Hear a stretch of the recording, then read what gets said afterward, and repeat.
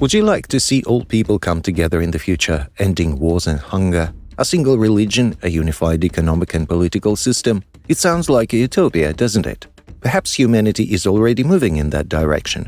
What propels it is the shadow government, often attributed to the wealthiest and most influential individuals. They control vast fortunes and connections, allowing them to influence the course of world history. Want to learn more? Stay with us until the end of the video. Enjoy watching.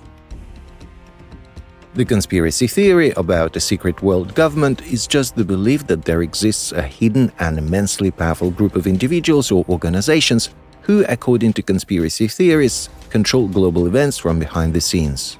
This idea often connects various aspects of power, finance, politics, and media. It's believed that all these components of society are completely subservient to the hidden elite. They manipulate events, manage conflicts, economic crises, make political decisions, and even influence public opinion through the media. Meanwhile, the secret world government is moving towards achieving its personal goals, which may include establishing a global dictatorship or gaining full control over all of the planet's resources. Essentially, this theory is shrouded in mysteries. Why are they doing this? Are they really doing it? And who are these they in the first place? We'll try to answer the last question in this video. Secret societies, wealthy families, international organizations. Who is really part of the secret world government? The Illuminati is another group that raises concerns among some adherents of this conspiracy theory. Let's delve a bit into history. The Illuminati order was founded on May 1, 1776, in Ingolstadt, Bavaria, by Professor Adam Weishaupt. It was conceived as a secret society. It was created to fight against the authorities and religious restrictions of that time, and to promote secular philosophy and education. Equality and personal freedom were at the core of the order. Its members dreamed of an ideal society. Order members also took strict oaths of confidentiality and allegiance to the organization. Seemingly, there was no criminal intent, apart from opposing the authorities, of course. That's why, as early as 1785, the order was closed. The Bavarian government enacted a law banning secret societies, leading to the dismantling of the Illuminati. It appears that not everyone believed that an organization founded on principles of equality and personal freedom could just disappear so easily. That's why, despite the official dissolution of the order, some people still believe that it exists, even in our times. Evidence of this includes the numerous symbols that are found all over the world on buildings, in books, in the media. Pyramids, eyes, triangles, all of these are attributed to Illuminati symbols. They interpret them as hidden messages and calls to action. Illuminati have simply gone into the shadows and still aspire to global domination, according to supporters of this conspiracy theory. Another ancient and widely spread association is the Freemasons, which officially exists to this day. Masonic organizations in their modern form emerged in the early 18th century in the United Kingdom. Their roots can be traced back to medieval stonemasons who used secret symbols and rituals for teaching their apprentices and safeguarding professional secrets. Members of Masonic organizations have always gathered in Masonic lodges to discuss philosophical and moral issues, reflecting on freedom, equality, brotherhood, and tolerance. Nowadays, Freemasons write articles, essays, and reviews dedicated to historical, philosophical, and ethical issues. These texts are recited at lodge meetings.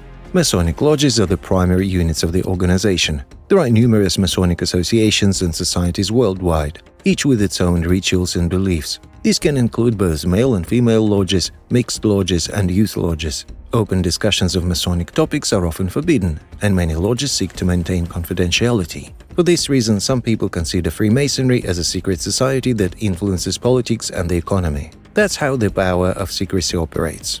If the Freemasons are so meticulous about keeping everything about themselves hidden, they must have something sinister in mind, a conspiracy and a quest for global dominance.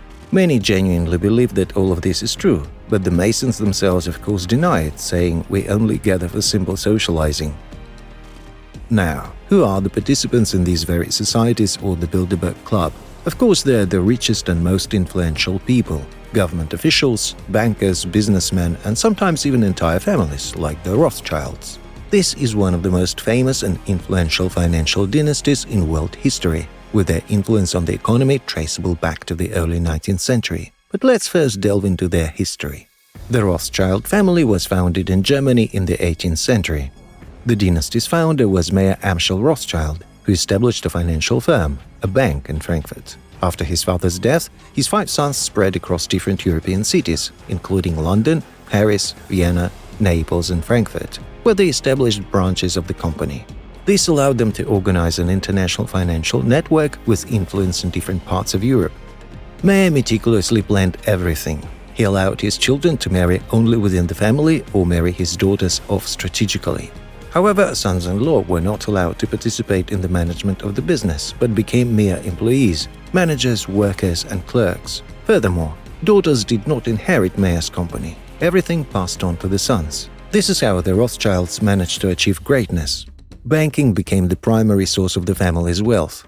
An interesting fact is that to transmit information and capital across international borders, the Rothschilds initially used carrier pigeons and then telegraphs, the first in history. This allowed them to promptly learn about financial events in different countries and influence financial markets, making informed investment decisions.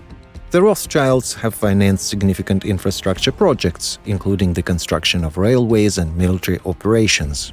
And as we know, wars are organized by the secret world government. That's why some people believe that the members of the Rothschild family can control the entire world. This family also became a symbol of wealth and power in the last century, the Rockefellers. It all began in the late 19th century, when John D. Rockefeller created the Standard Oil Company.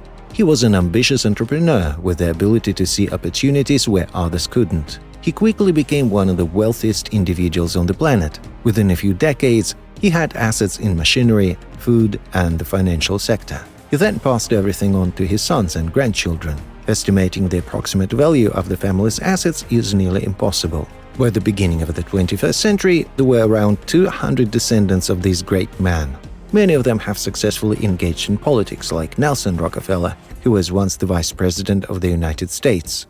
The wealth of John D. Rockefeller and his heirs is not just for themselves. The family is well known for their philanthropy. They often finance medical research, scientific projects, and educational initiatives. And they still remain very wealthy and influential people. If the world government truly exists, the representatives of the Rockefeller dynasty undoubtedly play a very direct role in its operations.